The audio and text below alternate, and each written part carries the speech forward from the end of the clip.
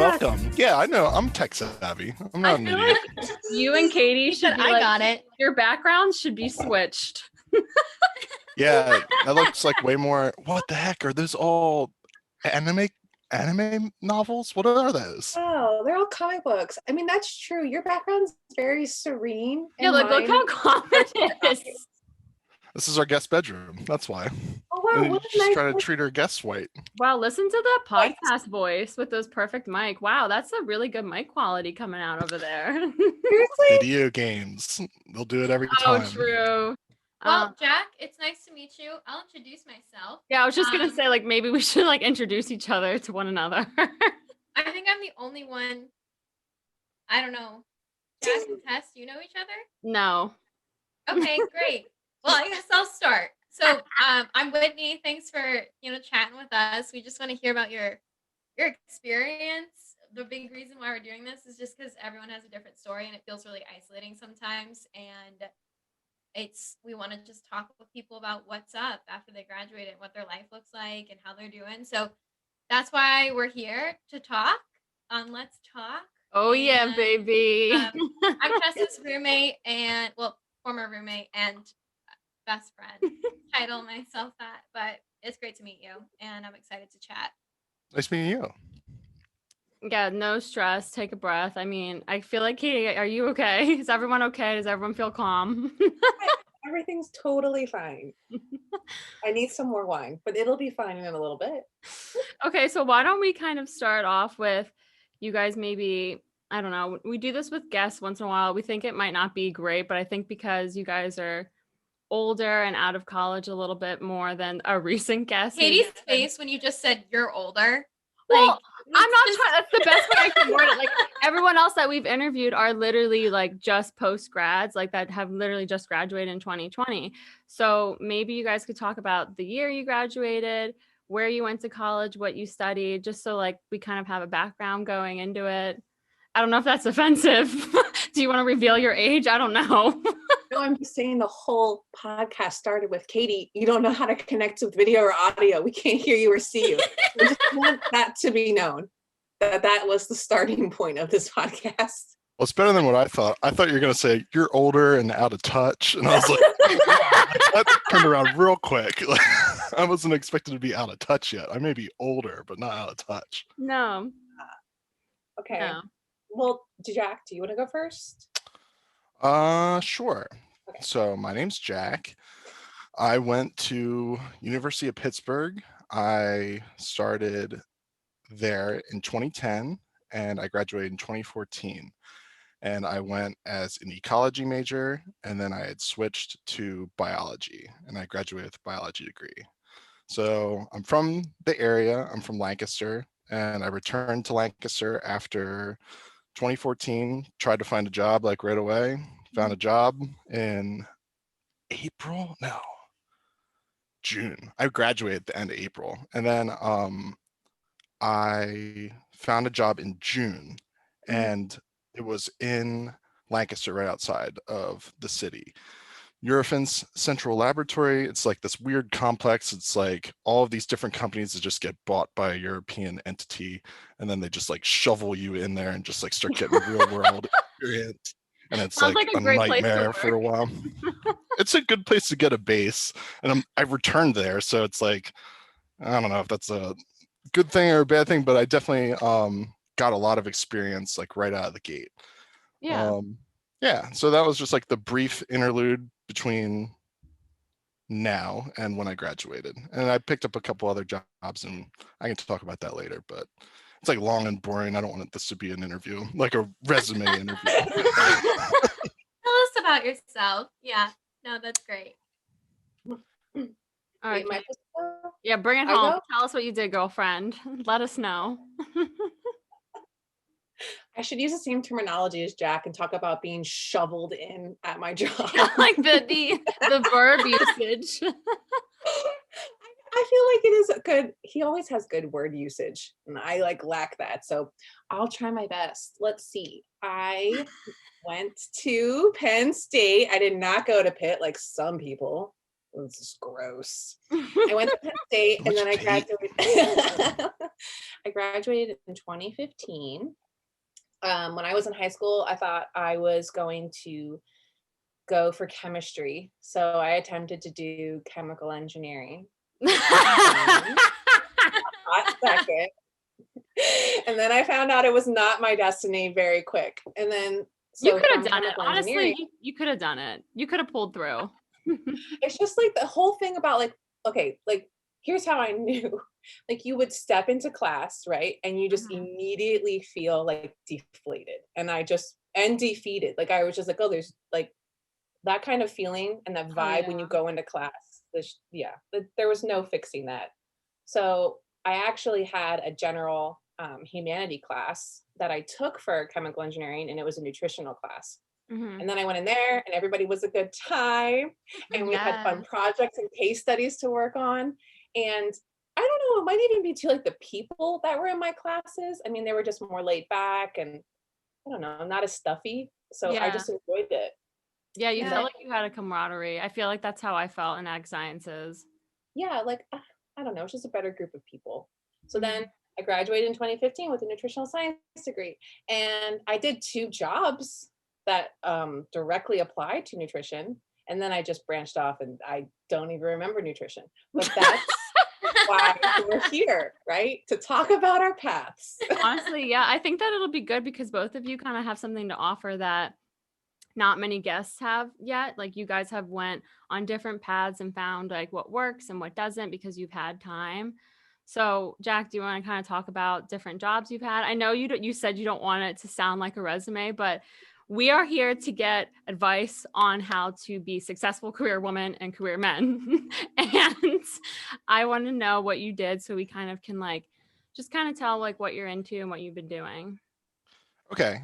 So like when I first got out of college and I just like picked a job, it was really just like proximity to home, just trying to find a place that you can start building experience, live at home to mitigate costs, and just like figure yourself out for a period of time. That. We love doing that.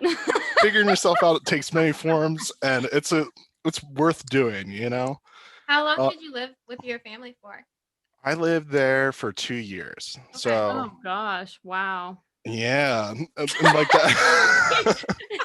Also, wait, hold on. I don't think we told the viewers that Katie and I are sisters. So right. Well, we'll just put the clip in about you and I talking about Dad drinking fruity wine, and I think true. We'll cover it. Yeah, true. Okay, sorry, Jack. Oh no, you're good.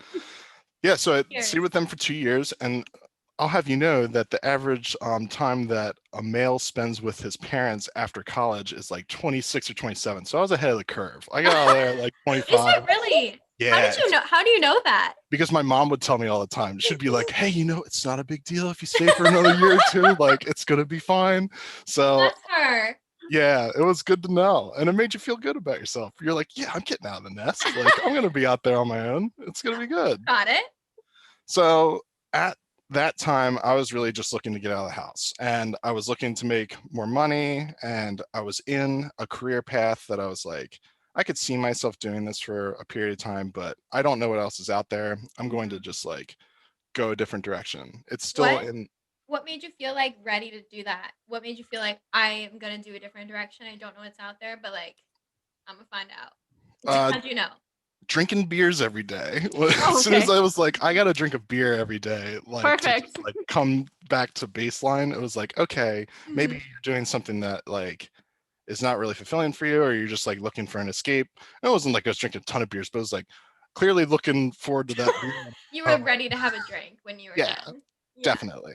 And just feeling like underappreciated, which is typical for I think any like entry-level job. You're just like, I'm so much better than this. And it's like, yeah, you are, but you need to prove that you're better than that. So that's literally all that Whitney and I have talked about on podcasts until now, that we both kind of feel like our roles have been better, but we've really talked about that like it is so hard to find a job where your skills are truly valued. Like Whitney and I, we busted ass in college and like did so much, and then to just literally be at my parents' dining room table putting things into an Excel sheet can be very, you feel underappreciated, like you said, and that's perfect. So thank you for validating me. I feel heard. Yeah, I mean, and it's not like anything against you as a person. It's just like you need to prove yourself. And it's like if I give you a menial task and you don't think that you're worth that task and you don't put your effort into it, that shows that you are someone that is capable of more. They're going to go, this guy's a slack off. Like, I don't want this person, and I'm not going to consider looking at them further. So it's either adopt the millennial outlook, which is do a job for 2 years, look for another job, use that resume build that you just took and apply it to the next job, and hopefully you can get a little bit more. Just keep grabbing for more a little bit until you get established into something that you want to do. At least that was my mentality when looking for other jobs. So I had left a clinical trials laboratory, which I was sorting specimens, blood, serum, urine, stool. Oh my, whoa. Oh yeah. Hey, Jack, you need to talk about the Bob Evans smell in QA. And I will then. Ew. No. He's like rubbing his hands together. I know, it's a good story. It's good. So the things that I did for the most part were like labeling samples, and then I moved out into the laboratory. And when I was out in the laboratory, I would aliquot stool. Like that was like the majority of my job. So you'd like get these Cool Whip containers. They just look like Cool Whip containers. People put them in their toilet. Like they got like a little holder, and then they just do their business, cap that sucker, and then they put it in a bag, and then they put it in a box, and then they send it to us. So like sometimes they're warm, sometimes they're not, like, and you get a whole myriad of. What are you doing with that? Like, what is the? Oh, I'll get there. So what you do? That's a scene, Jack. Yeah. So you get the Cool Whip container, you open it, and then you look at it, and then you determine what it is on the Bristol stool scale, which is like a 1 to 7. A 1 is like little hard, like deer pellet poop, and then like a 7 is like pure liquid. And then so you have that's what you're looking at, and then you're doing what's called aliquoting. So you take like a little slushy straw, like the little scoop on the end of it, No. and you just start mashing it. You just start mashing it all together, homogenize it, and then you make aliquots. So you'll take what's called neat stool, which is unmolested stool. It's just the homogenized product, and you put it into little tiny containers, and then you freeze it. And then the other one is you suspend it in ethanol. So you just take like a 90% ethanol solution, suspend it, and what they're ending up doing is they're doing like biome testing. So gut biome. That's really what it was about. Oh. Wow. But the tie-in to what Katie was Bob saying.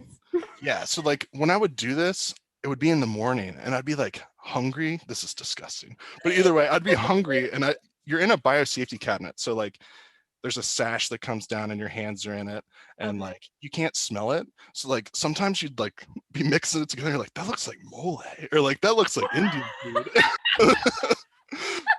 Sometimes you catch a smell, and there was like, I guess, a farmer that was spreading fields up in Myerstown, and it just smelled like Bob Evans sausage all the time, or like cooked onions. It was just like really bizarre, and it would just permeate the whole way through the cubicles, and it just waft over everybody. Yeah, everybody would talk about like the fertilizer smell. Jack was next to me. He'd be like, "It's Bob Evans in here." I was like, "It's not Bob Evans." Buzz. It was totally the smell. So wow. That's so, my dream of talking about poop on this podcast has come true. Oh, I could get in depth. Way to bring it to fruition, Jack. Wow. Yeah. Thanks. I just feel like people don't talk about poop enough, you know? It's one of those things that it's a natural thing. Whitney has always told me, she's like, you are so comfortable talking about poop. I've never met someone like that. It's an important thing, man. Wow. That is crazy. I don't even know what to say. Yeah, So after dealing with that shit for a while, I moved on to looking for another job. And then I took a job at Carlisle Construction Materials, which was like a pretty big departure. They just did roofing materials, and I was an adhesive technician. So I worked in the research and development of roof adhesives. Yeah. Okay. And that was it. Like, that was pretty much it. Nothing really fancy there. Okay, talk about your favorite job at Bayer now. Oh yeah, my favorite job at Bear. Yeah. And then so I have 2 more jobs, and then I'll leave Ooh. the floor to Katie. So worked at That's Carlisle not the Construction thing, it's not Materials. done. Sorry? I just was like, you said, come on, Katie, hang on. I need the mic for a minute. Not done yet. Do not interrupt. Yes. So I worked at Carlisle Construction Materials. My girlfriend was looking to move into, she's a pastry chef. So she was looking to move into a career job that was like a little bit more relevant than working in like Carlisle. There's just not a lot going on there. So she had found a job at Lancaster Cupcakes, and she works there. She's the bakery manager right now. Yeah. Oh And my God, Such that's a so wholesome fun. job. yeah. That's so Wow. exciting. Wow, I You feel get like so I many forget good that people. snacks. What'd you say, Whitney? You get so many good snacks. After you have them like all, it's like, I don't, I mean, she'll bring them home every once in a while, just like a single one, but like, I don't know, man. Cream cheese just doesn't do it for me anymore. And all of their icings are cream cheese. So Okay. Ooh, not for me. I feel that. Yeah. Wow. I don't. You didn't get your fill while I worked at Bear? 3 times, and they were so magical. And to hear him on the other end be like, it doesn't do it for me, is just, I can't. Well, think about it this way. Like, Ivy works in the bakery, and it's like if she spills icing on her shoes, then like you smell that, and then it's like what you think of the next time you catch that note. You know what I mean? Like Like it's you're like just Bob Evans. yeah, exactly. You're just like, oh, Smells ruin things for you. totally. They're a That's big true. thing. Is your is your sense of smell like heightened? I feel like it's really something that gets to you. Well, I don't know. After working at Carlisle and smelling solvents 24/7, I'm probably like pretty burned out. I probably just have Oh some my kind of God. weird polyp in my nose. Tess, that reminds me when you got stoned trying to paint the student farm float sign for homecoming. I know You were the using, like- toxins. I remember I was in the veg cellar and it was like I left and I was like, guys, something's wrong with me because I was painting in like a tight space. The doors were closed. I was It not like, okay. You Mhm. were stoned. I remember Whitney, 100%. I think you're high right now because you locked yourself in there to paint. And I was like, no. And she was like, yes, Tess. And I was like, no. Why wasn't the door open? I'm confused. It was was cold. freezing. It was freezing. And Right, the veg so cellar You would is rather like, get high. well, The veg I cellar's didn't, already cold. There's no heat. And so to leave the door open would just be we were painting in parkas in our hats and the door was still closed and we were like just breathing in this high grade paint for like houses and roofs and yes. No. It was bad. You gotta do what you gotta do, man. This is when I Yeah. tell you, Whitney and I were committed in college. We were committed. And let me tell you, that float, the design was cut up and now it's a permanent piece of the farm. So you know what? Our legacy lives on. she did it. Jack is just like, what's going on? No, I'm just taking it in. Taking it in. Wow. But how did you meet your girl? Like, did you meet your girlfriend prior to your jobs or when did you meet her? No, so I had met her when I moved to Carlisle. So Carlisle's far enough away from Lancaster that I got out of the house. I got my own apartment, and then Before 27. before 27, ahead of the curve, Hello. and we met on Bumble. She had just moved back to Carlisle. She grew up in Carlisle. So she was in between her junior and senior year over the summer, and we met. We just hit it off right away. I mean, we're engaged right now. So she was my girlfriend at the time, but yes. Yeah, thank you. I don't know if anyone heard my clap. I try not to be really obnoxious about it. I keep on muting myself so I can burp. We love it. Plan. Should do that too. I've just been burping quietly. It's professional. Wow. We'll talk about the relationships and stuff later. I feel like I want to hear Katie. Tell me about what you did because I already know, obviously, but I feel like I know. I have to rehash it. you had a road of jobs, girl. Yeah, Yeah, Katie, but I feel like, I don't know. I feel like Jack and I are like the same. Jack, what are you on job 5? I love that he has to count. Like that's when you know. But The fifth one is returning to my first one. Yes. Well, yeah. 5. Okay, so we're the same. We're on job 5. Yeah. Yep. Okay, so there. So one per year. Yeah. Works out. Give it a year, warm up. But actually, that's not what happened. So, okay, when I graduated college, there wasn't much I could do with a nutritional degree unless I was a registered dietitian. So that kind of like eliminated many jobs for me. And to become a registered dietitian, I had to take 2 more courses and then an unpaid internship. And as Tess knows, we have lovely school loans. So I was not about to take an unpaid internship because I was like, yeah, I got to pay off my loans first. So I applied to WIC, which stands for Women's, Infants, and Children, and they just provide like checks to women's, infants, and children in need. So I got to hang out. My first job was like a real difference than Jack's. Yeah, yours is really gentle. I feel like they probably threw you into it because they were probably underfunded. Did you just have like crazy chaos constantly? Yeah, every single day. Yeah. But Naturally. tying into what Jack said though, it is like you have to prove yourself and you start at ground zero. And honestly, I was just happy to have a job. Preach it, girl. So here's my my money maker. When I started my first job, I made $13.50 an hour. Wow. Yeah, so that was pretty like humbling. You know, you go to school for a degree and then you make as much as you make at Vera Bradley selling shop bags and purses for women. So that was fun. But I don't know, it was a good first job, and you just need the experience. So I just did it, and as long as I possibly could, which for me was only 6 months, because about like 4 or 5 months in, I realized this isn't going to get any better. They're always going to be cycling through nutritionists. So I'll just find a new one. So I remember I interviewed for a job in the bathroom of WIC. Oh my God. Yeah, I went in there and I locked the door. And I told the other nutritionist that I was feeling really sick. When you're so committed to getting a better job. Well, like it was like around lunchtime. So we used to have like an hour break from like 12 to 1 where we could have our lunch. And then it would be like 12:50 and people would be waiting outside our door to come in for their appointments. So I just went in at like noon and I was like, I feel really sick. I'm going to go in the bathroom. And they're like, okay. And everyone's outside having lunch and I'm just doing my interview.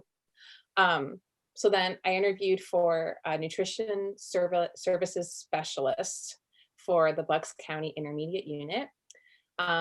And there I was on a management team where I like made menus for the little kiddos. So in Head Start, they're 3 to 5 years. So I like dealt with a lot of little kids for like my first year out of college. But there I was able to become a manager. So I feel like here's the thing. When I was applying for jobs, I would just look at the job tasks. I'm like, okay, am I capable of doing this? I'm going to apply for it. I didn't ever go in with the mindset, like, what is this job going to serve for me? Which now looking back, everything just kind of fell into place. And I just like whimsically moved my way around jobs. But in the middle of it, I'm just like, I need to get out of the situation that I'm in right now. And I don't see any growth. So I'm just going to move. And everything just ended up working out. I know this sounds awful. My advice is literally awful. It's just apply to anything that you're capable of applying for, even like reach your jobs. And then, I don't know, go to the interview, do the interview. And if you feel like you're capable of it, then start working. I don't know. Jack, is that crazy for me to just be like, just do it? No, I don't think so at all. I think really what it comes down to is planning is invaluable, but plans are worthless because it takes planning for the people in the back. Because you want to have an idea of what you want, and that's the planning. You think about what you want to see yourself do. You think about where you want to be, but when it comes to rubber hitting the road, it's not going to happen the way that you're envisioning it. And I can't take credit for that quote. I think it's Winston Churchill or something. But it really makes sense because the planning aspect gets you to think about the pitfalls and the roadblocks that you're going to face or the things that you need to do to elevate yourself to get to the next step. But when it really comes down to it, things are going to come up that are going to be more opportunistic for you to look into, or those things that you thought were attainable within the time frame that you're expecting are just not attainable.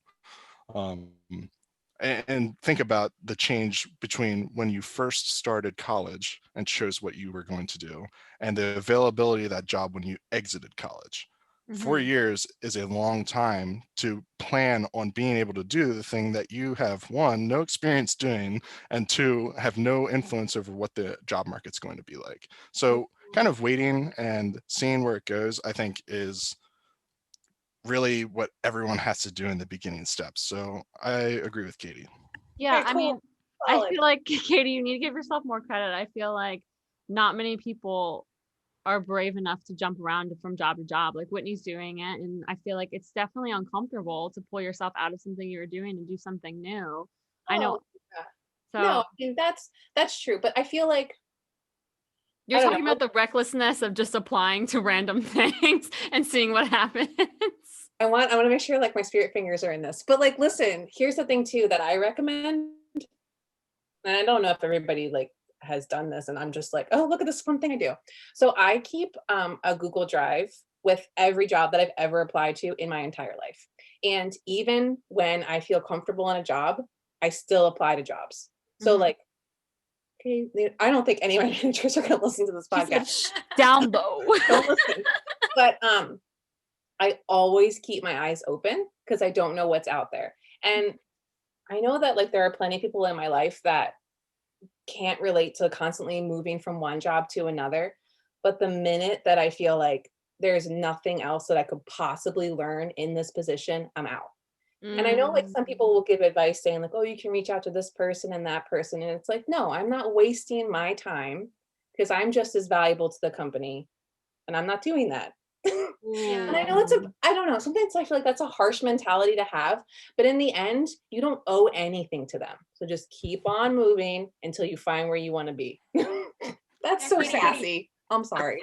No, I love that. I think it's a great sentiment because I know a lot of people, even myself included, feel guilt if they leave something because they're like, well, these people took a chance on me, or like, well, they invested time in me, or like maybe trying to help me learn about this project. But the reality is, as much as you can be passionate about the work, in some level, it's still transactional. They're paying you, you're providing a service, you're trying to do your best, they're trying to do their best. And at the end of the day, if it doesn't work, it doesn't work, and you move on.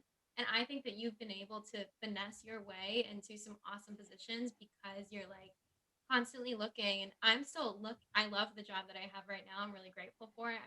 I was only in my other position for 6 months as well. But I'm also still like, anytime I get an email for a new job, I look at it and I think that would be really fucking cool in 3 years. And what do I need to do now to be qualified for that so that I can do those tasks? So I think the advice to, I don't know, I know tons of people that are always still applying to jobs, even if they're happy, because they don't know, maybe they'd be happier somewhere else. Maybe they want to see what it's like. Maybe it pays 10 grand more. Who knows? And you want to try it. And I don't think that's harsh. I think that is what your work style is, and it's not everybody's. I really relate to it. So I feel heard. Um, but I think it's great. You just kind of, you know what you want to do and you're going to do it. Yes. Yes. And 6 months, I think, is like a sweet spot. Like, I feel like that was the longest and the shortest I ever stayed at a job. Just enough so it looks like, hey, I spent half a year somewhere on your resume. But I only did that once because I didn't want it to make my resume unappealing after that. So now every job that I've had for at least a year. And I don't, you know, I just feel like it just makes for a stronger resume that at least I made an impact. If I was there for 6 months and I write a couple bullets, it's not worthwhile. Yeah. That's good advice. It is really just, You should talk. go ahead. No, I was just going to say, it is a transaction, and I think keeping your eyes on the horizon for what's out there is the most important aspect.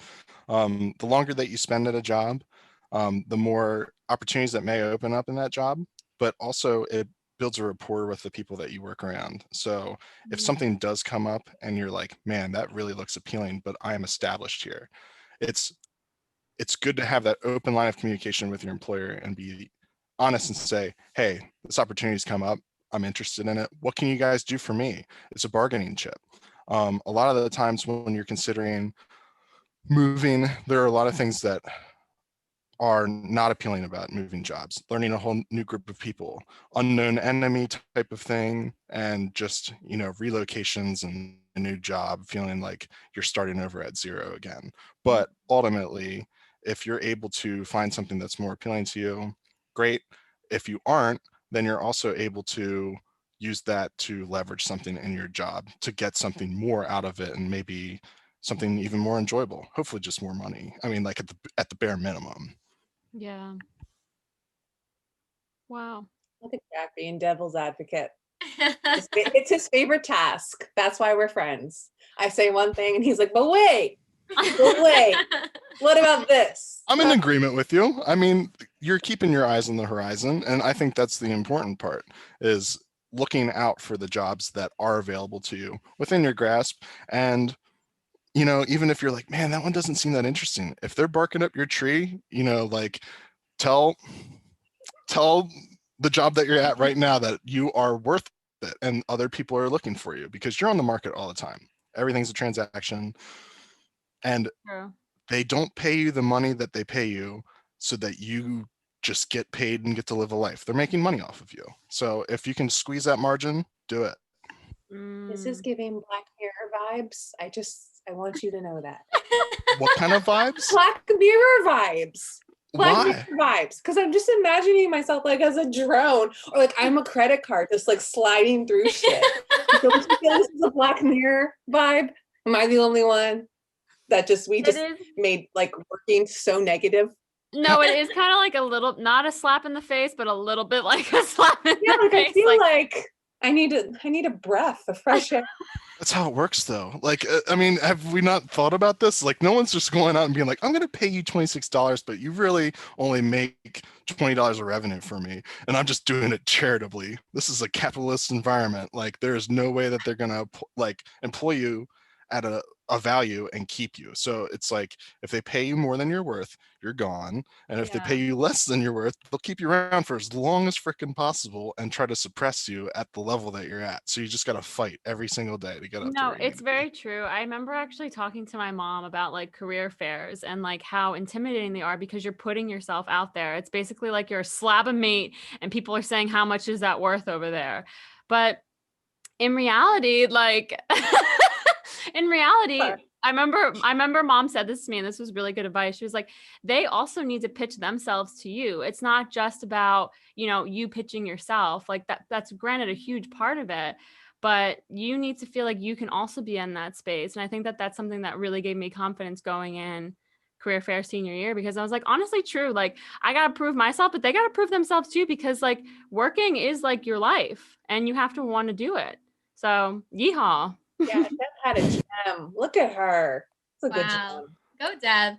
I think that is really, I think it's interesting, and I think part of that comes with confidence. And I know I definitely did not feel that way, that I could more so interview my employers when I was trying to find my first job, because I was like, anybody that wants to take me, like, I need you. Not necessarily you need me, but I was like, I need you to eat. I need you to have shelter. I need you to survive. And so I feel like when I was looking for jobs, I may have had like a really like clingy ex-girlfriend type of vibe to some of the employers, because I was like, I need you to hire me.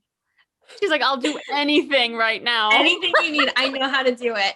But I feel like now that I did that 6 months and now I'm in a position, like I didn't leave. Since I had the comfort of being able to stay, I felt so much more safer to like not accept anything that I wasn't willing to kind of do those barriers that Jackie were talking about, like learning new people, learning a new position, starting from the bottom. So I don't know. Maybe try not to be the clingy ex-girlfriend. No, I mean, I think that's good though too to include, Whitney. Like I do think like a lot of people experience that. I know I was like that too. Like you just feel you need to prove yourself, and you do it in the only way you can. And it's by being the clingy ex-girlfriend or boyfriend. I mean, the clingy ex. Not keep saying girlfriend. Okay, I'll just bleep it out. Yeah, there are instances I can think of that go the other way. Yeah, Ooh. true. Yikes, targeting? Who are we talking about? No, nobody. Everyone was really well. They were just swell. So how do you guys feel now, I guess, in the roles that you have? Do you think that you're kind of just rocking with it and seeing where it'll take you? Or do you think that it'll be one of these instances where it's just like a step? Maybe that's like, you shouldn't talk about your job. I don't know how you guys feel about that, but I'll go if you don't want to go, Katie. It doesn't matter to me. I mean, I can go after you. Okay. I think every job is a stepping stone until you hit a point where you feel like you are comfortable doing this for the rest of your life. And I don't know if anybody can know that at the ages that we're at. yeah. Because you're looking at it and it's like, if you do a job for 2 years out of college, that's 10% of your life because you're about 21 years old. So it's like, as time goes on, time is less valuable. Well, it's more valuable because you're closer to death. But like when you look at it, it's like a like a larger Oh my God. percentage of your life when you first started. So it's like when you start a job and you do it for 2 years, you're just like, oh my God, I can't even imagine doing this forever. This feels like it's been an eternity. And it's like, yeah, it's because it's been 10% of your life. Like that's a large portion of your life. But 2 years when you're like 40 is like a fart. Like it just like goes by and then it's just like, oh, well, I just did that for a little bit and it was fine. Like no big deal. So it's finding that point where you're comfortable. But as far as like my job goes right now, I think every job's a stepping stone, but those jobs that can offer you those unique experiences that build a resume or are willing to take a chance on you on those like biting off a little bit more than you can chew, maybe paying you a little bit less to do it, but like those non-quantifiable benefits are like a really big thing. Like being able to go back to school, good healthcare becomes a real thing like pretty quickly because it's not that you're using your healthcare, it's that it's very expensive to get good healthcare. Management experiences, managing projects even. Those types of things are not really given to people fresh out of college because they're unique to the environment that you're working in. And if you've not proven yourself on that battleground, they're just like, well, do we really want to give this person a shot? Yeah, it reminds me, this is going to be a horrible example, so feel free to shut your ears, but I just watched the episode of The Bachelor.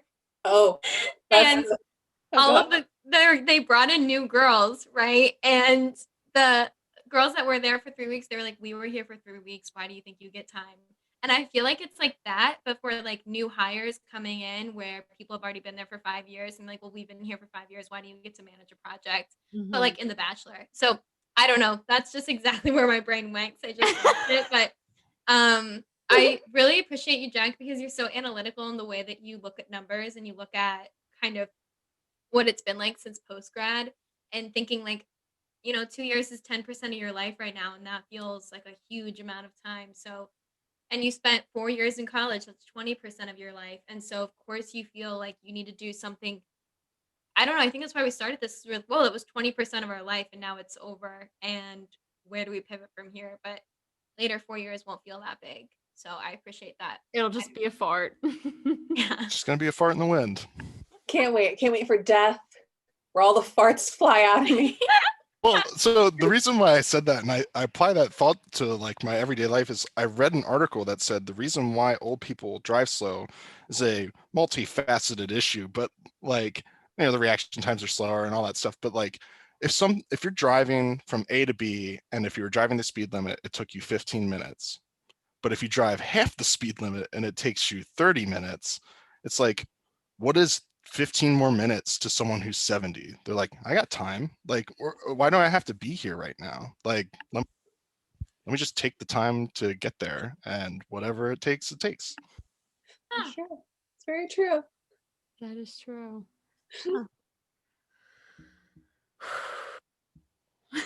Are you sweaty, Tess? For somebody who makes fun of me for being sweaty. I feel like I'm always sweaty during podcasts, and we're talking about like really like death and things like that, and that just automatically makes me very sweaty.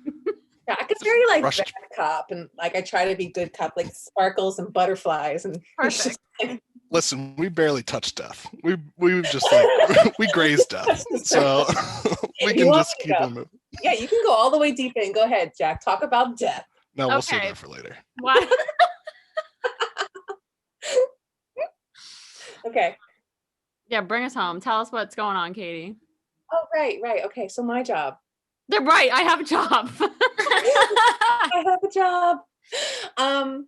No, I actually feel like for once that I have found a very, very challenging job, which is awesome.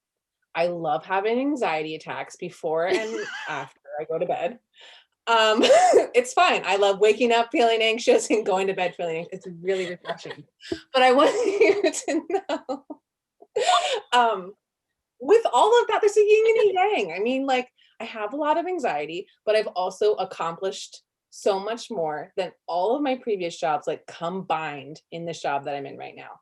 And I also have a boss that's very like, what can I get you to get to the next level? So at Bayer, they have like QA levels. So you come in more often than not as a temp, and then you try to show that you're worth it. You act. Oh my God, it's like Survivor. Yeah. You want to make sure that you're not voted off the island. So I stayed on the island Yes. for about 5 or 6 months as a temp. And then I became a QA1.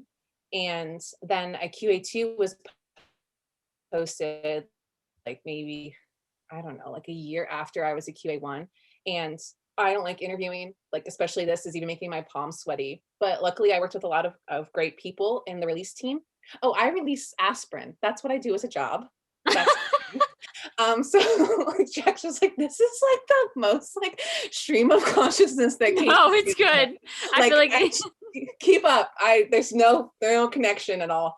Jack is very like point A to point B, and I'm just like, let's take you around the world. Eventually we'll find where I'm supposed to be. So I had a great team of release members, and they convinced me to apply for the QA2. So then I applied for that and became a QA2, and then just like one thing after another. Then the person that sits next to me, who became my best friend at work because Jack left me, convinced me to go for my master's. So then I started doing that. I just feel like, here's the thing. I am definitely here's the hot take. Bring it. I feel like I am a sponge. I'm a gigantic sponge. So if somebody around me just like makes a suggestion, or they're looking out for me in some way or another, I'm like, yeah, let me take that in, and I'm going to do that. That's just like me as a person. And it doesn't work well with like everybody. But if someone makes a suggestion to me, and I think about it, I like chew on it, think about it for a few days or so. And then if I think it's comfortable and I'm capable of doing it, then I'll do it. That's just how I've always been. Somebody gives me an idea and I'm like, yeah, let me do that. So that's where I am right now. And I feel like my job is very, very fulfilling. Like I go to work and I come home and I feel like, yes, I have accomplished so much. I kept the packaging lines running. It's a good feeling. And I don't think I've ever experienced that in any other job. Yeah. And I'm not saying that I'm going to be like 80 years old, like in Myerstown with my daughter, like I'm going to keep doing releasing, but like, I do see it as a long-term job, at least until I finish my master's and get that under my belt. But yeah, another thing too, here's the thing. Here it is. Second hot take of the night. show us. Never pay for a grad school degree. Never do that. That's the dumbest thing ever. I'm sorry to anybody who's ever done it. No, totally right. 5%, yeah, good. I apologize to those The listening biggest that have done blanket statement. The dumbest thing ever. Listen, Is to get another education.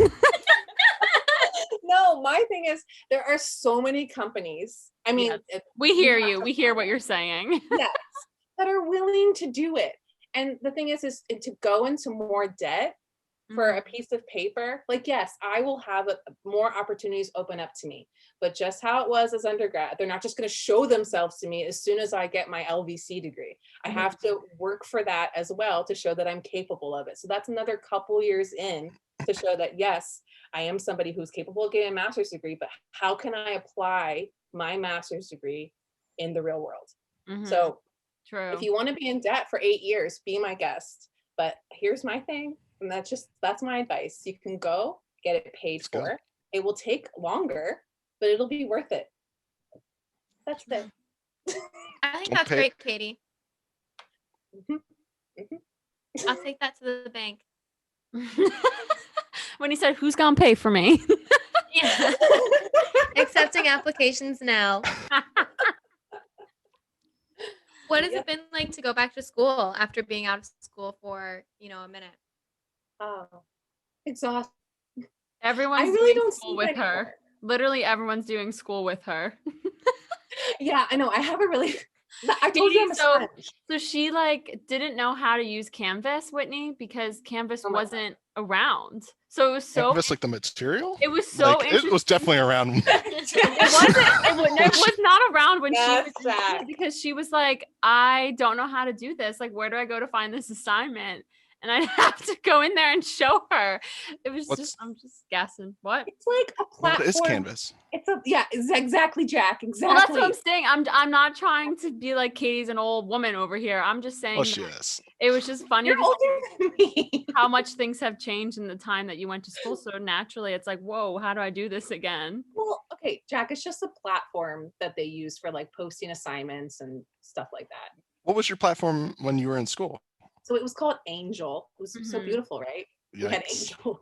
Yikes. Now it's like Canvas. Here are all of your classes. Good luck.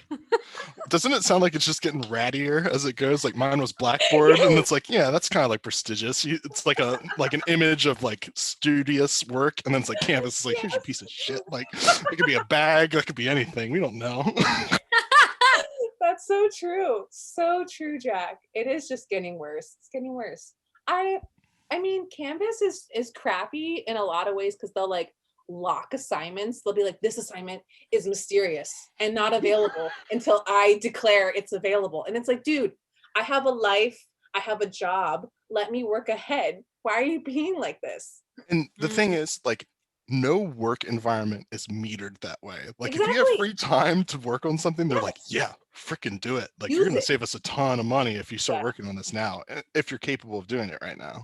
Yes. My point exactly. I mean, how many you have to squeeze it in the time that you have available. So these like douchebags that put a timing.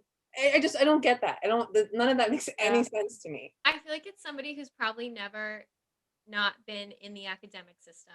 Like I think there's those Mm. people that are going to get their undergrads and they're going to get their graduate degrees and then they're going to become teachers and professors or work for university and they're going to be the type of people that say, "I'm going to lock this assignment. I don't know what it's like to work a job." I feel like that's who you're getting to lock your It just makes assignment. them feel good. I'll let them feel good about it. Have that semblance of control, right? Not to bet. Take that out, Tess. That was so bitchy. I was just gonna say that. I was just gonna say that. I was like, so many of this like has to be edited out because it's Let's go so headhunt some bad. people. Let's just get them right now. Usually in every podcast I make a mistake, and this one just is gonna be funny to edit. Just leave it in. It's authentic. True, it's Well, like yourselves. And you don't want to like pay for another school before it pays for itself. You know, like if you're not paid off on your undergrad, it's like you haven't even been out in the workforce long enough for it to pay for itself. Like don't strap on more debt. Not worth it. So true, Jack. I still have undergrad loans to Penn State. Why would I add on grad? The whole thing is like no logic is behind that. I know. There's a and I sneaky remember little trick. what did Dad say to us the other day, Katie? And he was like, you're paying for like, because we were talking about our loans and we were like, because Dad didn't have loans, because back then Penn State didn't cost $1 million. And he was like, well, you guys are going to learn something from paying off your loans. You'll learn how to manage money. You'll learn. And we're like, yeah, like will learn, but like, does it have to be so excessive? Like, that's just the reality. He's like, well, you're paying for something that, you know, is going to get you further. Like you're paying for your future. And we're like, no, we're paying for our past right now is what we're actually paying for. Not our future. Jack, what's your sneaky little trick? Oh, so like if you go and work at a place that is willing to pay for your school and they're like, oh, you have to continue to work there for 2 years. And if you break before then, you're going to have to pay a proportion back that's like prorated. You just contact whoever's going to hire you and say, hey, I want to get this job. You go through the whole thing, you agree to it. And then when you agree to it, you say, well, hold on a minute. Like, actually, I have these student loans because I took classes through there, and more times than not, they waive it like right away. They'll just be like, hey, you know what? We'll just pay for you to back out and come to us because it's a one-time cost. It's not like they have to factor it into your annual salary. They're just like, oh, what is it? $5,000? Okay. And then they just give it to you, and then you just move on. You know what, Jack? Diane just said the same thing to me like a week ago when I was talking about how I have to stay at Bayer for like a year after I get my degree. She's like, no, you don't. You just talk about it at your next at like your next like a job acceptance that's what you want. It's Oh. it's like the unspoken rule about it, because no one wants you to not be educated. It directly benefits your current work environment to have you educated, because you're going to be applying the things that you're learning directly into what you're doing right now. Yeah. So they get their money, they get their return on investment right away. Very few people take advantage of it. So it's like everyone's doing it all the time, that it's basically just a wash. Mm-hmm. Good advice. Wow, Jack. Whitney's just down in a bottle right now. She said, "You're right." She said, "True, I'm on the right path." Cheers to me. Do you guys have anything else to add to the job career topics as we kind of segue into a new one, or any lingering advice, words of wisdom? I feel like there's been a lot been thrown around in the sky. Nope. No, I don't Hey, you think guys so. fucking great with that. So it's nice to hear from you guys and know that like it works out. The chaotic energy works out. Yeah. Yeah. It just comes together. Yeah. I do feel like I don't know, maybe Jack, I don't know if he'll like completely agree with this. Although Wait, you're hold on a second. Can I use the bathroom really quick, and I'll be right back? Yeah, Yes. we're with you on that. Yeah. Hey, Jack. So this is what I said while you were away. Yep. Was that I think it's important to find at least one job that offers you like supervisor or manager experience. So do you want to add to that? Oh, Do you want to yeah. validate my opinion, please? Yeah, please tell me that I had a good thought. It definitely directly pertains to me. When I was working at Bayer, I was a temp as well. I was there for 6 months, and it seemed like weren't going to be any openings as a full-time Bayer employee. So when I applied for the job, I had recommendations, like professional recommendations. Is that what they're called? Yeah, and they knew that I applied for this job, and they know how that work environment goes at Bayer, only to temp employees. Like, they don't do direct hire typically. So they had reached out to me with a position. They said, hey, we really think that you'd be interested in this. Also, we know that you'd be a great fit, blah, blah, blah. And what really sold me for it was the ability to have direct reports and supervise and manage processes. I don't technically manage them. I mean, I do their performance reviews and stuff, but it really comes down to having that control over your own decision making and your own process building, being able to shine in a company and say, wow, that's value added. Like, that's the thing that's going to be used when you leave, or like if you move up into a different position. Like, you've established something that is long lasting and is a direct benefit to all of our processes, regardless of if you're here. Those types of things are when I view companies taking a risk on you. Your first management experience, they have no clue if you're going to have the people skills, if you're going to have the multitask or the time management. All of those things really come out of the woodwork when you do your first management job. Yeah. I have a question for both of you. So you've talked a lot about like hustling, proving yourself, and how do you not get burnt out, especially after a point where, you just hustled and lost sleep for 4 years and you feel like that might be able to be ready to pay off. So how do you keep hustling and proving yourself and going? Is there something that you feel like you look towards that you're excited about, that you're like, if I do this, I accomplish that? Or are you just wanting to be a better person, wanting to be, yeah, what's your motivator? What keeps you hustling when you're like, I've been hustling for the last 27 years? Oh, Jack, did you want to go first? You go first. That's a big Oh, question. I go first. Yeah, you go first on that one. I don't know. You don't even need to answer it. Most loaded question. Katie, you go first. I just want to rip it apart. Oh God. Yeah. So, well, my motivator right now to work as hard as I possibly can and do it as well as I can is just the overwhelming possibility of shutting down packaging lines. I know that sounds like pretty small to some people that aren't in my position, but like when you get a phone call or a message that lets you know that a packaging line is going to go down in an hour, it is terrifying. So every day I try to improve the process that I'm doing right now. And I feel like I've got it down to a little bit of a science. As far as like what I see in the near future that will make my hustling pay off for right now, I don't know, because I feel like here's the thing. How many times have I said here's the thing in this podcast? Here's the thing.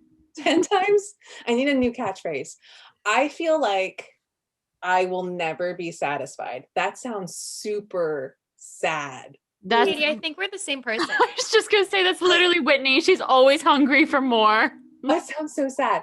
But like the moment that somebody says, oh, here's this new thing that I can introduce to you and can you learn it in like 2 weeks? I'm like, yeah, let me take that with everything else that I have right now and show that I can do it and show that all of these responsibilities can be absorbed into one person. Katie, the way you're talking, this is just a sidebar. Remember that episode of SpongeBob where he's like the wife and Patrick's the husband and he's like holding the baby, vacuuming the ceiling and cooking all the time. That's what it reminds me of. No, but also that's another thing too that needs to be put in perspective. Is it's much harder for a girl. I apologize, Jack. It's much harder for a girl to He's like, I don't want to take my chance. I'm literally talking to 3 women. No, but that's another thing to like always keep in the balance. Like I think about how much further I want to get in my career, what I have for my goals for myself. And then it's like, well, there's only so much longer that I have with my eggs. That's also like in the back of my head. Mm-hmm. I don't think that should be something that we should think about on a regular basis, but here we are. And here I am thinking about it at 27 and a half years old. So like I said, a half, because I'm not 28 She's like, I'm not 28 yet. Still young and youthful. Still young and youthful. No, I don't know. I guess, oh my God, I'm bringing Deb into the podcast again. But Mom always said, like, going to bed feeling like you've accomplished something is just something that you need to have in your life. And as long as I have that and continue to have that, that's what I'll work towards. Does that make any sense? That makes a ton of sense. I don't want to ever feel like I've reached a point where I don't feel accomplished. And right now I do, but that's just because I keep learning new things and I keep doing new tasks at work and creating process improvement plans, which is kind of neat because then it shows that you've learned the task so well that you can show how to make it faster. So, I mean, I guess getting that involved now in my regular day tasks is interesting. So, okay. Yeah. Katie, I think that's what's helping me not stay so stagnant in my job is showing that I can create training modules that I will show to newcomers. Like here, when I was a QA1 2 years ago, this would have been so helpful. And I'm just handing it to you. Be grateful. I'm a little bitter. Oh yeah, that did sound like a little bitter. No. Yeah. I think that's great, Katie. And I really try to live by the mantra, for lack of better words, that to not let anything be wasted on me. And so I feel like that's what I'm getting from your energy, that you're really committed to being like, I have these opportunities. I'm living today. I'm here to take advantage of everything that life has to give me and give it back to other people and show up and feel accomplished. And I'm not going to let anything be wasted on me. And that's what seems to keep you motivated and going. And I think that's awesome. And I don't know. Thank you for the answer. Yeah. I think I got a little close to it. You'll hear back sometime next week. All right, Jack, it's your turn. So I think the thing that keeps you hustling, the thing that keeps me hustling is being comfortable with change. Change is something that is innately unnerving. Like you just are uncomfortable because there's things that you're going to have to adjust to. There's unknowns. There's just a lot that goes along with change. And as exciting as it can be to look upon something and say, hey, I'm really looking forward to this thing in my life, what it really comes down to is as your life progresses, more things become constants. You know, you decide where you're going to live, at least for a period of time. You decide what job you're going to pursue. And all of those things kind of start snapping into place, and it leaves less space for the things to change in your life. But with that, I think comes the more anxiety that is associated with change, because it's like, well, how is it going to affect the other pieces that I've laid down? And as long as you're considering those pieces and you are making them a thought while making your choices, you will not really disturb those things. Those things will remain constant. They will remain in place. But looking forward to those changes, tricking your mind into thinking, hey, this is going to be something really interesting. It's going to suck, at this point, and it's going to be something that I'm not looking forward to. And there's going to be a lot of discomfort associated with this, is important. And I think you can trick yourself into it, and a lot of it is just positive thinking and just like really, turning around and being like, well, look at this. Like I get to have an hour-long lunch break, or like I get to meet new people, or like all of these other things that come along with it can help weigh in on it. But really just like masking that uncomfortableness of change and being like, if I just push through this, it's either going to become a part of me and I accept it, or it'll just become a part of the past and it'll be something that I can build on and be like, that's something that I didn't like. I tried it and it's true. I hate that. Like, but there's no other way to do it unless you are comfortable with making that change. Beautifully said. Yeah. No, I think that that's really something I needed to hear. Change is good. And I think it also is really uncomfortable, but it helps you grow, and that's how you get further in life. So that's a really good sentiment. I feel like you both are giving us a lot of jewels of wisdom that are kind of making me teary-eyed. No, I also highly recommend self-help books. And maybe it's just when you get to be 27 that you start to realize their value. They are helpful, and don't let people tell you otherwise. It's true. It's like cliche, homework. there's a reason. Yeah. It's literally homework for yourself, just to kind of grow and know what you need to do. Wow. I agree with that though, Katie. I've recently, maybe I shouldn't share this. I'm gonna do it anyways. I recently started like sending like articles and things and like podcasts and things on empathy and communication to Paul, my boyfriend, because he doesn't know. Like, and he's never, and that's not his fault. Like, I've had this luxury of like learning those things firsthand and understanding what empathy is and understanding how to show up for people in my life and like actually reading through the context, which I think a lot of people can say, well, I know how to be a good person, but there's always space to grow, and like there's tools for a reason, there's resources for a reason, and not to say that he's not great or that or that I'm better, because I'm not. But I do think that there's this negative stigma with things that are like self-help, like they're only for like sad middle-aged people. But I totally disagree, and I think if you can learn how to be a better person now, then that just opens you up to be surrounded with better people, to be better for the people that you love. And yeah, it doesn't make me better than anybody else because I might have read those books or listened to those podcasts, but I think that I feel more fulfilled, kind of like what you were saying at the end of the day, because I feel like I learned something and was able to be better for people I care about. So I'm with you, girl. Yeah. No, and I think more or less too, like it was my way of piggybacking off of Jack saying be comfortable with change also, because I feel like it's very easy to just get lost in it. And a self-help book kind of brings you back to reality that you're not the only one that is struggling with that. And it's kind of a shame that, well, at least I think it's a bit of a shame, like on myself, that I have to read it in a book and not necessarily realize it in the other people in my life. I was just going to say that. That like I can't. That we have to read books by other people we don't even know Yes. to learn about ourselves. I feel like you need like a completely someone that's not emotionally attached to you at all to just give it to you straight. As awful as that sounds, I mean, that's worked for me. That like you don't have a connection to me at all, and you're telling me what I should do. It's more meaningful for me. But There's no bias. yeah. Also, when you decide to read a book that's a self-help book, you're truly ready to accept what is being told to you because you're seeking it out. Where when people come up to you and they tell you, hey, you need to be doing this, why aren't you going like making money? It's like, who the fuck are you? Like, you shouldn't be telling me what I'm doing, and you have no clue where I'm at right now. So I'm just probably going to dig in and be resilient to whatever you're saying. But when you go and you're saying, why am I feeling like this? I need to go figure this out. You are already admitting to yourself that you're willing to accept what's going to be told to you. Yeah. Yes. Exactly, Jack. That's very true. Okay, so why don't we talk about, Whitney and I talk a lot on this podcast about friendships and relationships and how sometimes in post-grad life it can be challenging to find new friends, and especially with the pandemic, we're both kind of noticing that it's hard to meet new people and like have it be in a way that's like even legal.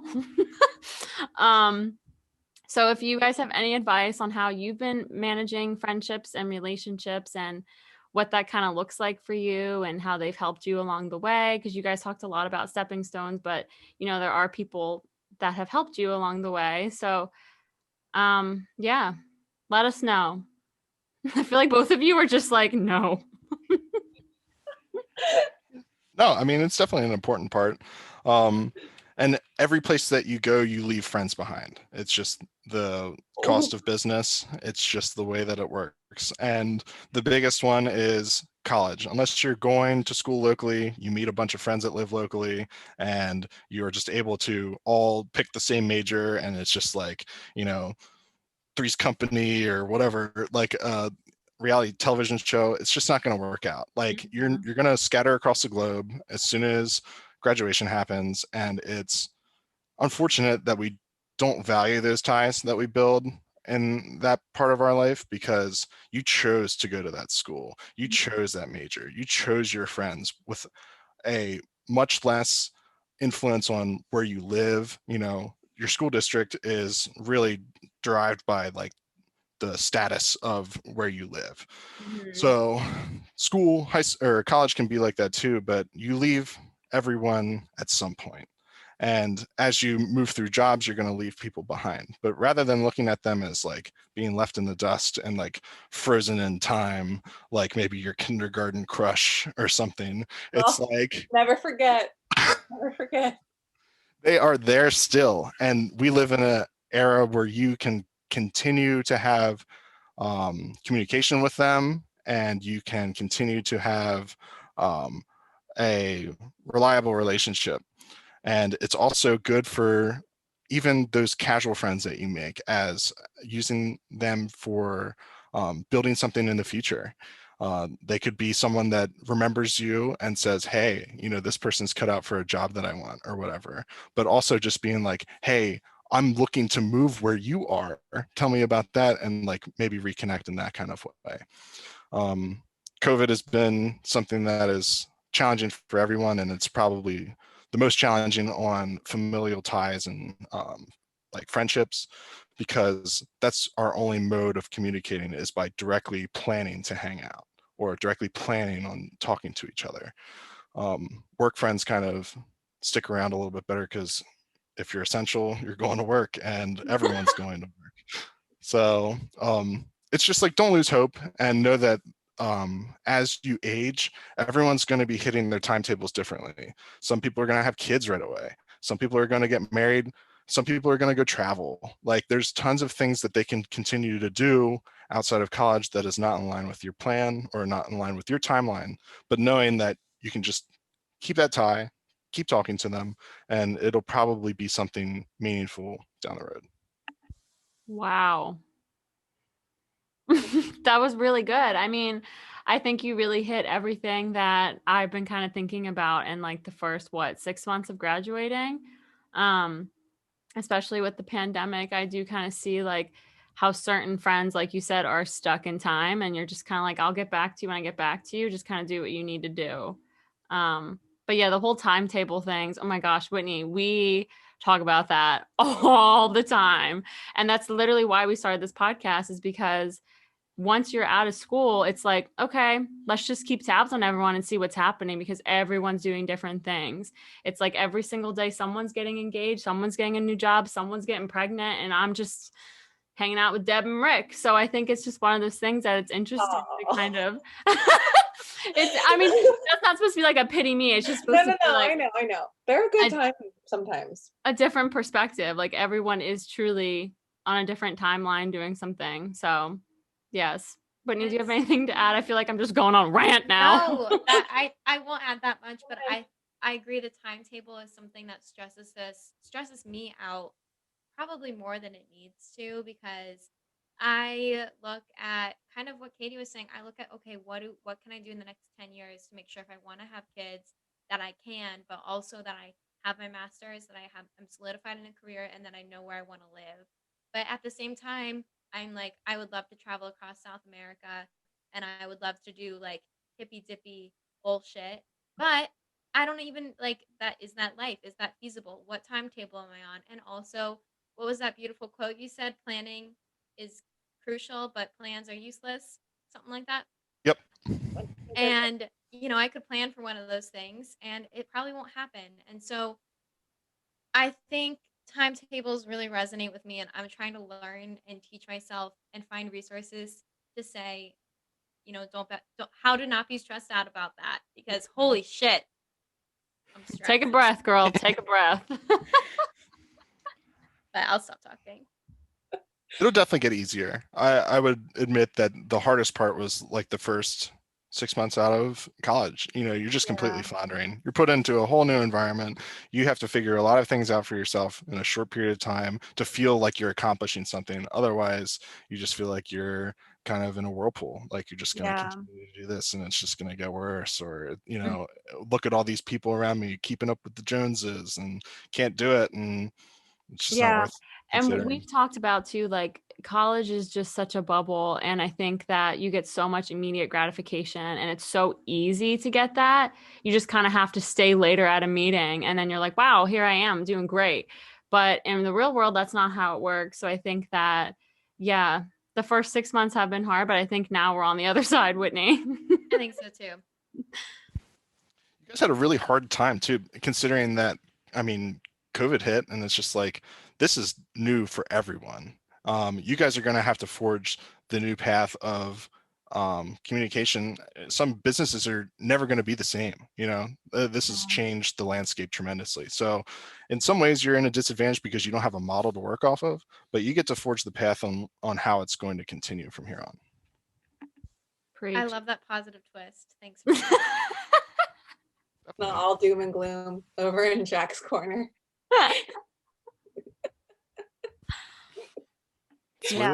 That's really good advice. I think that's something I needed to hear. So thank you.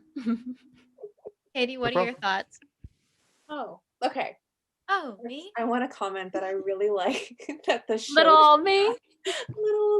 The show that you brought up was Three's a Company, Jack. Like you were talking about Friends. Like I was like, he didn't say Friends. No, that's pretty I guess that dates me a little bit. But Friends sucked, man. Anybody that's like a diehard Friends person. But let's see. So my advice is more or less just like, I don't know, it seems pretty like crystal clear when I talk about it, but just like who you would invest your time in. Mm-hmm. It just seems like when you're in college, all you have is time because you're just attending class and you're with friends. So you have plenty of time to spend on friends. Mm-hmm. And then you start work and you're like, well, and then you have an apartment. So let's say you've graduated, you've moved out and everything is on your own. I mean, you have a lot of things that take up your time. And then you realize the like hour or two that you have from like 8 until 10 o'clock at night, you want to spend watching a Netflix show, reading a book, or just unwinding with yourself. So I find that that's where I eliminated Friends, is like that 2 hours that I have at night, who do I want to invest that time in, or who wants to invest that time in me? As awful as that sounds, I mean, you just become busier, and that's just the reality of it. And I have 3 or 4 friends from college who have stuck around and we still like keep in contact with each other on a regular basis. And I have good friends from my jobs. So it's just like, who do you want to spend the time on? Who do you see value in your own life? Like, who do you need support from? And I just feel like that number dwindles as you get older, just because you become a busier person with more responsibilities. And I don't know if everybody feels that way, but that's just what I've noticed in my own life. Yeah. No, I do think that's fair. And yeah, I also just think it's also underrated. Like, not many people think about hanging out with themselves. And I feel like I don't do that enough. And that's when you start to kind of lose yourself and get lost in the sauce.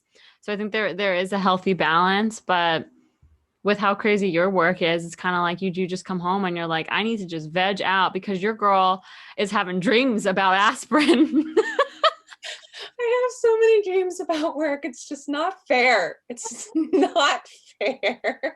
You have me for like 10 hours of the day. You need me at night also. She's like also working. I feel like, oh my God, I just feel like there's moments where there's just like this invisible chain. Okay, so on Christmas Carol, when he comes, he's the ghost. Jacob Marley's the ghost, and he has all these chains around him, and he's just like, and that's how, okay. That's how you feel? This is a real Black Mirror vibe. I don't want to be Jacob Marley. As much as I talk about like how I want to hustle and I want to do everything I possibly can, there is also this like view of Jacob Marley in my looming in the background. Yeah. Not like a hamster wheel or like normal things that people think of. It's Jacob Marley from Christmas Carol. He's terrifying. And he died a man that was just like, all I did was work. And then his jaw clicks down. Listen, so I don't want to be Jacob Marley. If I could be something between like right now and Jacob Marley, that's where I would want to be. Yeah. No, I think that's really fair. I think we talk a lot about hustling and having a good career, but it's like, where does, living come in? Because, you want to work and have a good job and that's part of your life, but part of your other life is how you spend it with people you love and yourself. And, what is that quote? Are you willing to work to live or do you live to work? And I think I've been asking myself a lot because, we live with dad and our dad worked really hard. And I know he's just kind of like burnt out now. And I think it's just one of those things like, I don't want to be old and then being like, okay, now I can go see the world. It's like, no, how do I manage it so I can do things now and still live a life, but also have a career? So lots of questions. I don't have the answers, but that's the beauty. Obviously, like you can tell we're related because our chain of thoughts is just never connected. No, but sometimes I feel like that's a beautiful thing. I want people in my life around me to try to connect it. It's a fun game and it keeps you interested. Whitney and Jack are like, not really. Like, it's actually exhausting and I'm sick on this ride. They've been forming like great sentences, great questions. It leaves a lot to work with, so like that's the beauty of it. You can just like chime in wherever you want. Gaps. Yeah, you can just like wait and be like, I want to talk about that one thing. You're like, yeah, I liked that one thing. Let's do that one. Yeah, exactly. You're like 10 different options. I just need like a notebook. Just like write stuff down so I'm like ready to pick up where I wanted to pick up. It's so true. When I play it back and I hear myself the way I'm speaking to Whitney, I'm like, wow, I'm happy she pulled something out of that to talk about. I know. I wonder where that comes from. Where does that come from? Are we living like, I guess, what are we doing? I think it's dad. Is this a continuation? I really think it's dad. Wow, what do you think? Where do you think? I really think it's dad because he really just says what the first thing that comes to his mind, but he doesn't just like sit with it for a minute.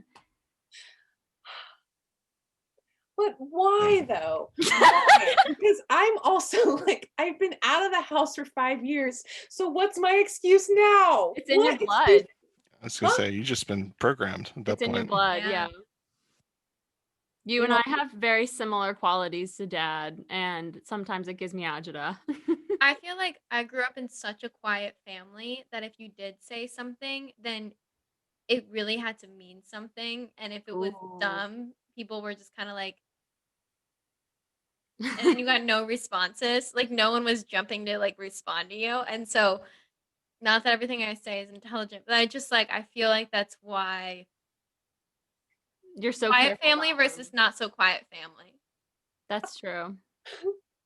Yeah, if you shared in my family, you had to be prepared to defend yourself like a lawyer. So it was like, hey, I want to go see Nick. And it's like, why? What time? You know, like all Yeah, like, same, literally same. like all of the things would just come up and be like, what if it rains? And it's like, rain doesn't have anything to do with this, but I prepared a statement for rain. That So is so relatable. Oh my I'm god. ready to go. Oh my god, yeah, you prepare a statement for every single thing. You're like, I want to sleep over at Lauren's tonight. Why? When was the last time you had a sleepover? What are you gonna do? Who else is gonna be there? What time are you picking me up? What time do I get there in the morning? Where does she live? How many minutes is that if I take this street? Well, what is your brother doing tomorrow? Is he okay? Well, what are you gonna eat for breakfast when you get there? Do you need me to get breakfast?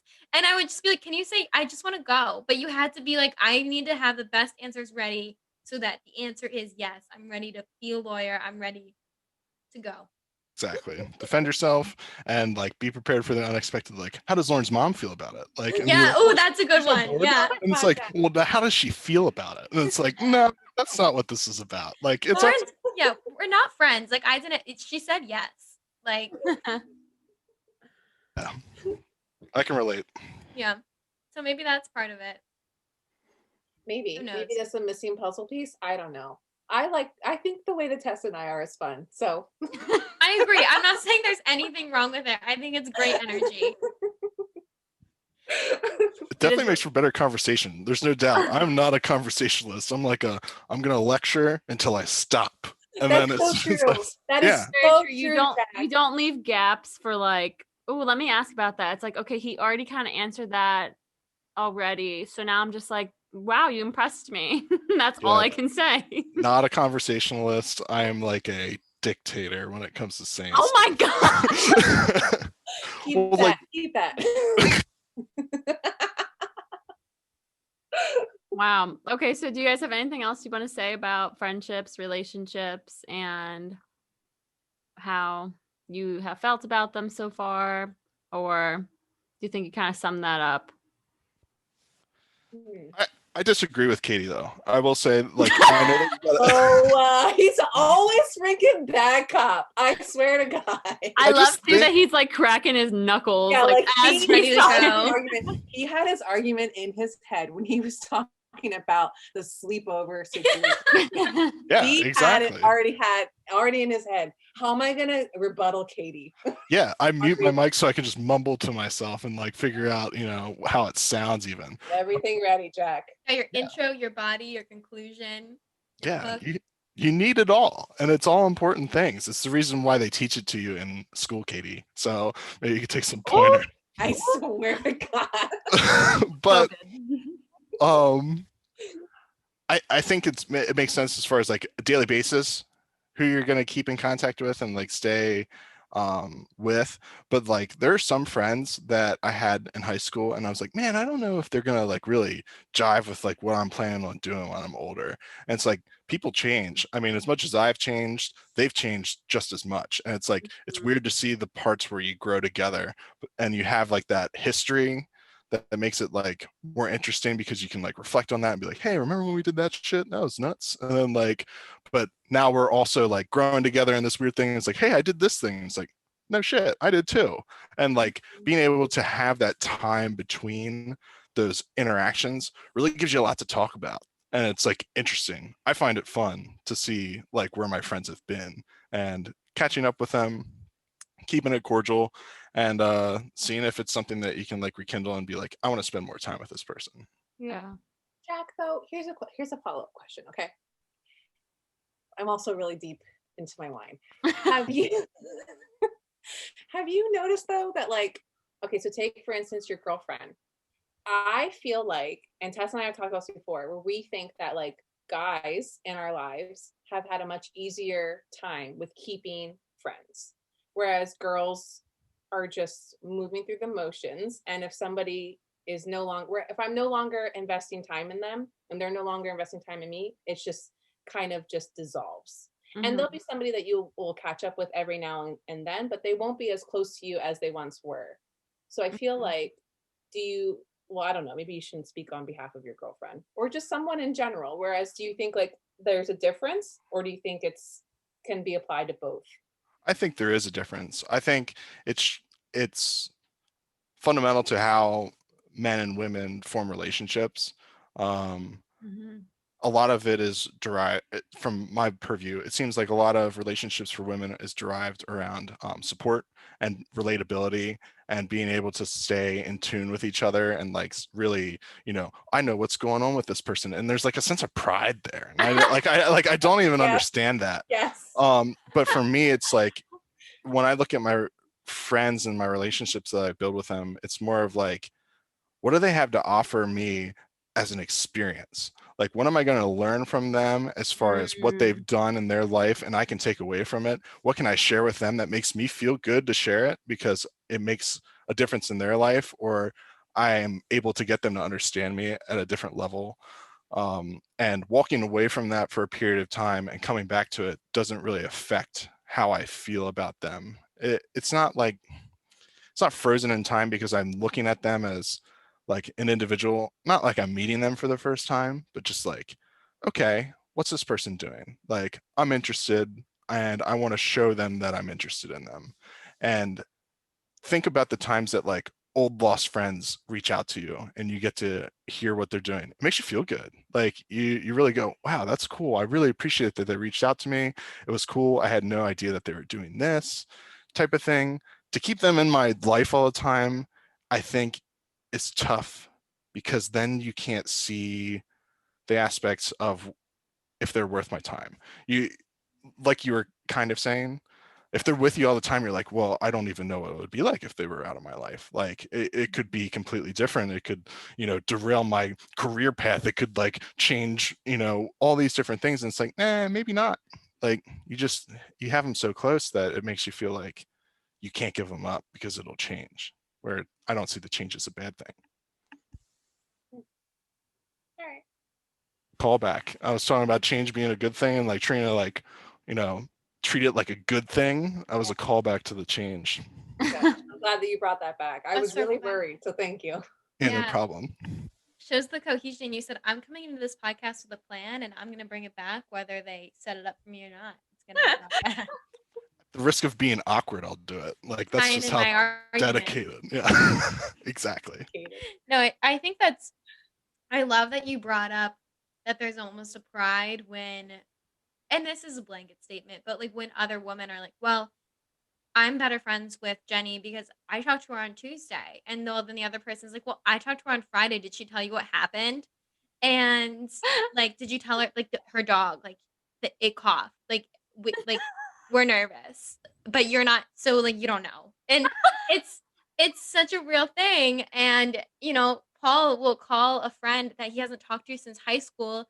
And he'll be like, oh yeah, man, I just graduated Penn State forestry. What's up with you? Where you at? Oh, you're living in Tennessee. That's cool. And I'm like, how the fuck did you still consider them a friend and they didn't know that you graduated college 4 years ago? Like, what happened? Yeah, so I see that.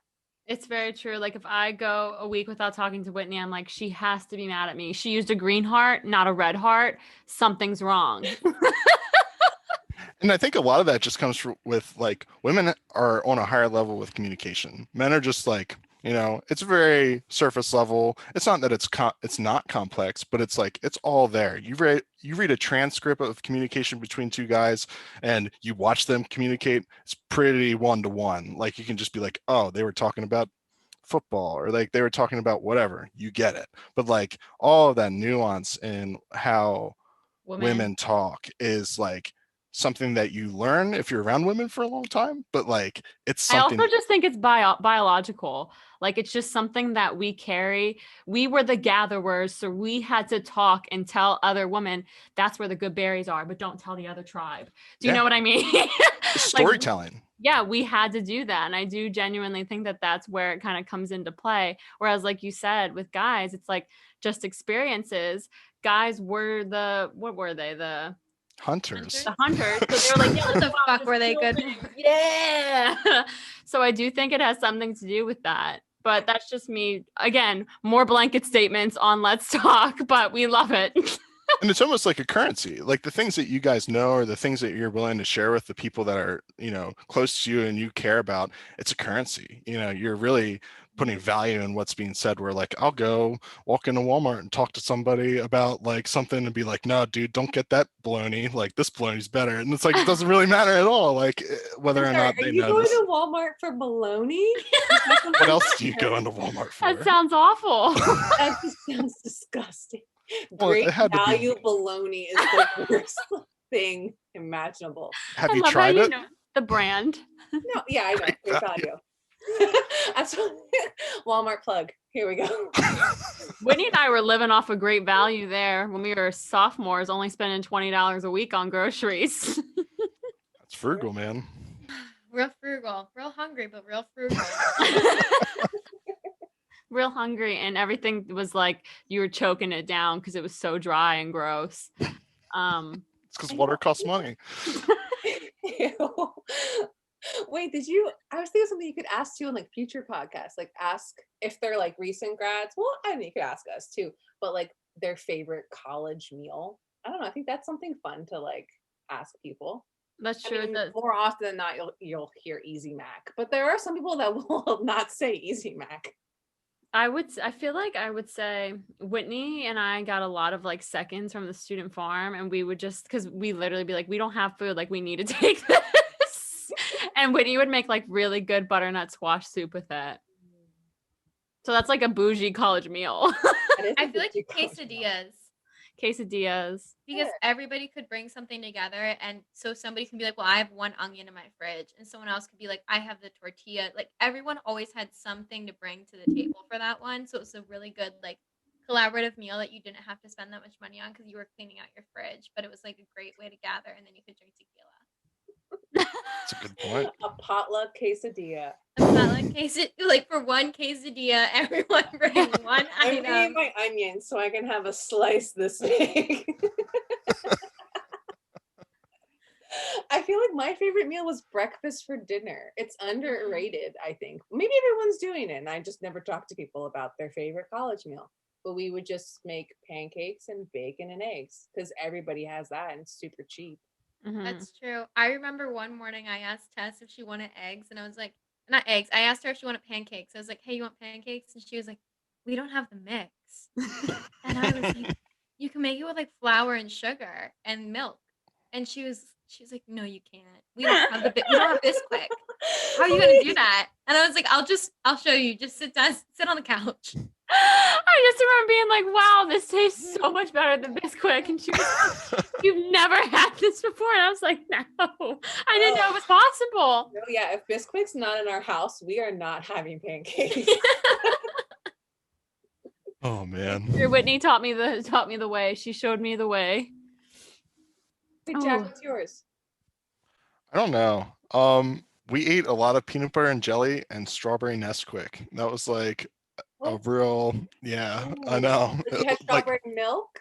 Yeah, strawberry Nesquik though. It had to be Nesquik. Love strawberry milk. What would have happened if it wasn't Nesquik? It was just our staple, man. Like, and it had to be the strawberry one, never the chocolate. The chocolate doesn't mix. The strawberry's like that sweet spot of just being like, you can like slap as much as you want in that glass and it's just going to dissolve it like every single time. There's not going to be any verbiage, clumps. literally the verbiage that you use: slap, shovel. Slap that in the glass. It's just the way that it worked, man. And we were like hogs when it came to milk.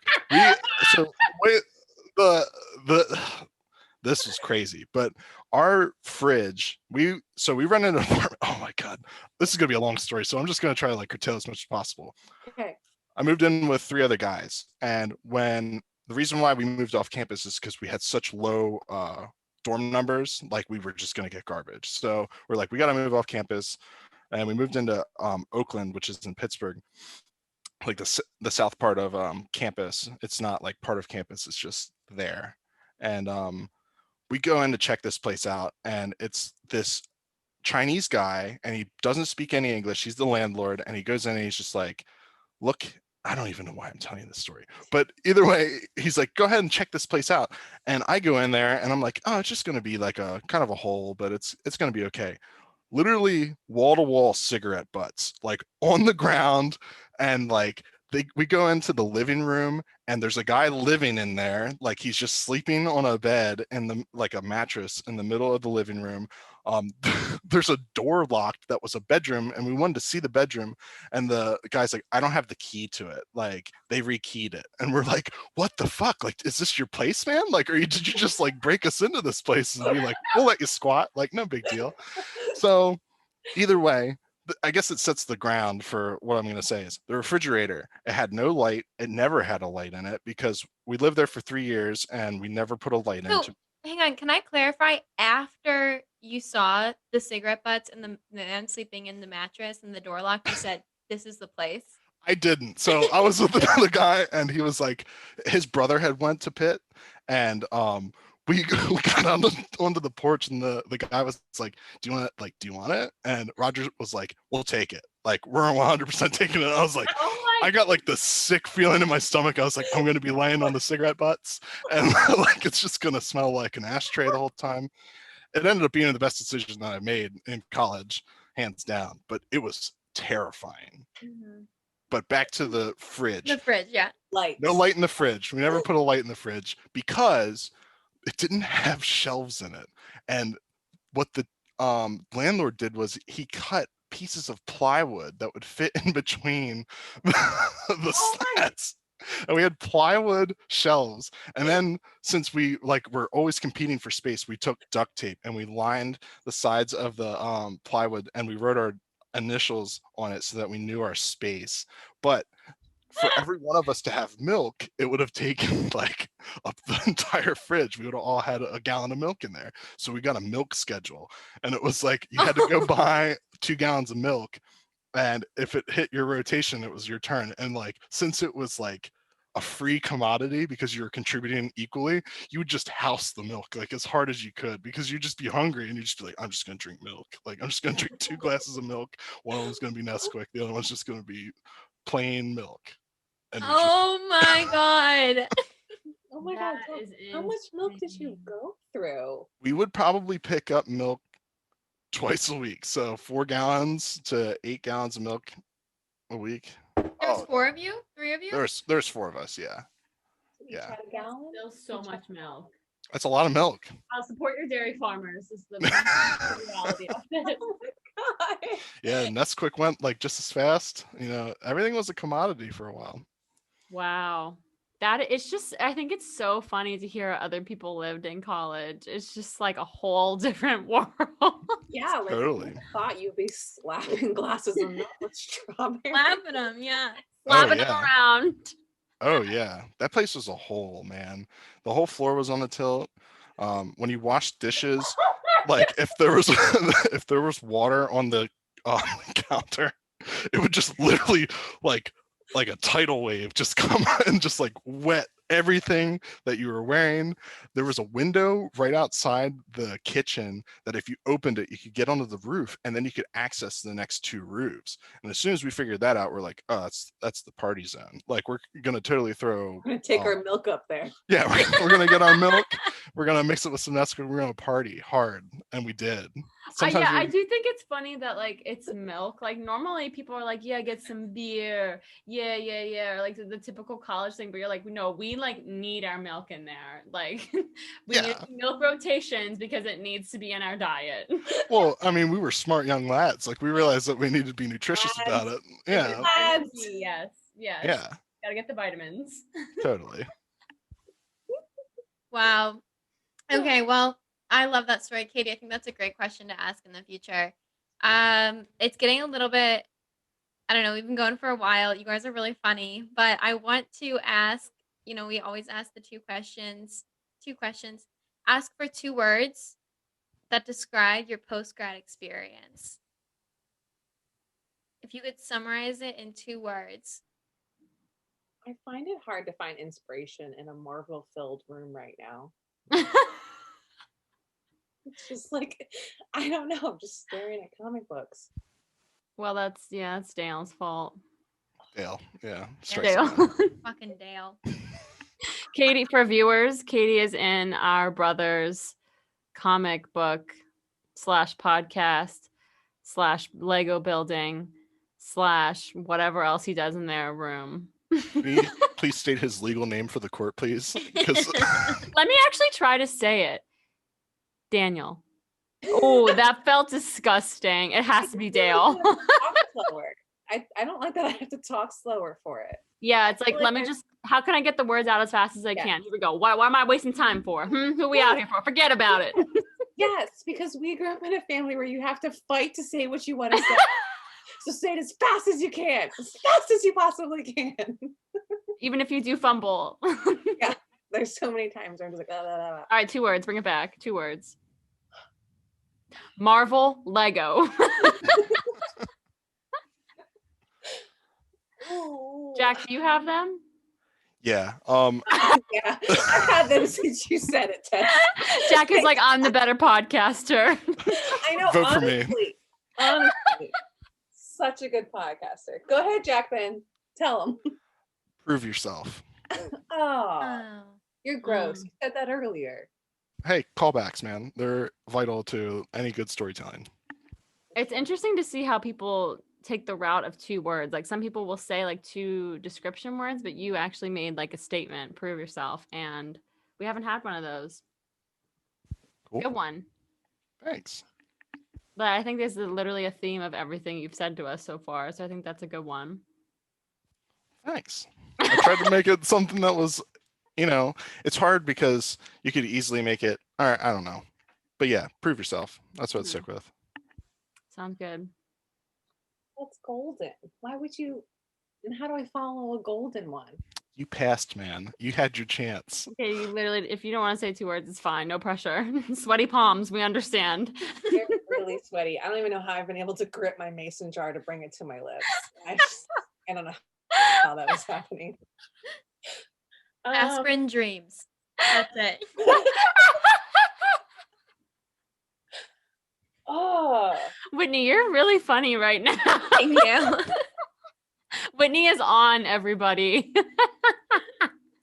when you're starting out is to study jobs. And I know that sounds like nuts, but when you go for an interview, so when I went for my interview for Bayer, when I went as a temp, the temp agency actually I should say coached you through how to be a good interviewer or a good interviewee.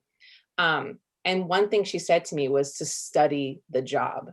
So every task that was listed, study it and think of an example and how to apply it. It sounds like common sense, but a lot of people just free willy, go into an interview and then they're just like, well, I'll just give it my best shot.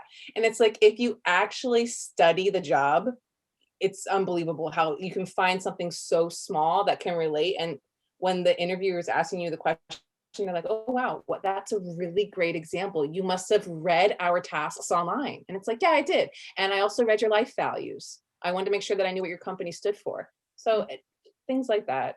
I don't know. Okay, so study jobs. That's my 2 words. That's good.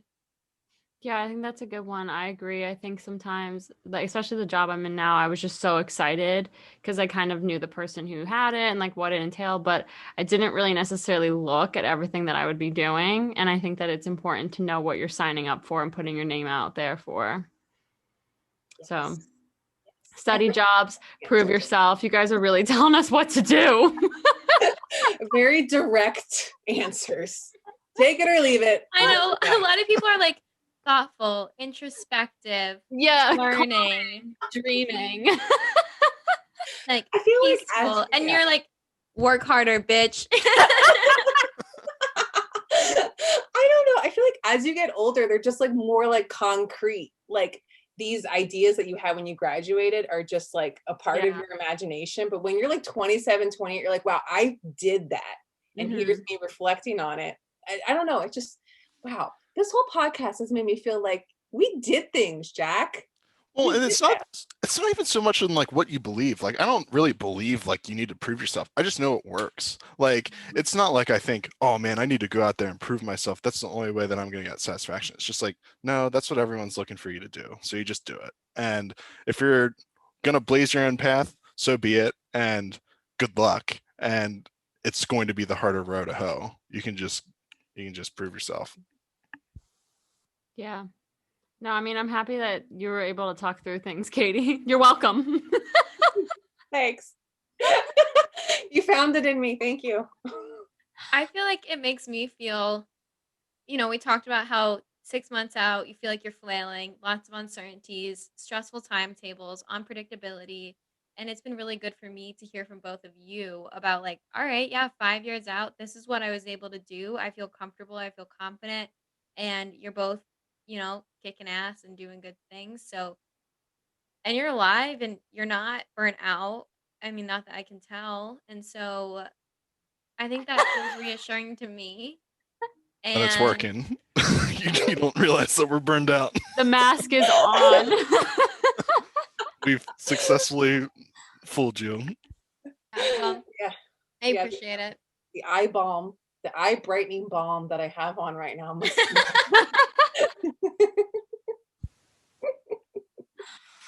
All right. Well, any other last pieces or of wisdom, Jules, or nope? You think you said all you need to say? Whoa, I'm editing all of that out.